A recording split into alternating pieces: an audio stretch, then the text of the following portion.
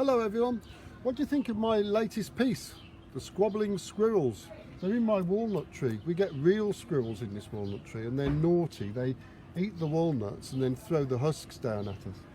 Anyway, what's special about this is that the squirrels are one piece, one fusion. It took a few days, but we got there. The acorns are a brown merini with a green one fused on top.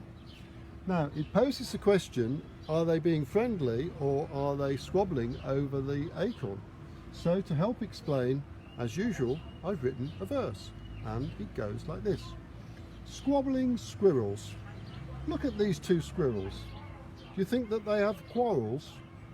Or is this scene romantic? Am I being too pedantic? Are they deserving of scorn? Would you share your last acorn?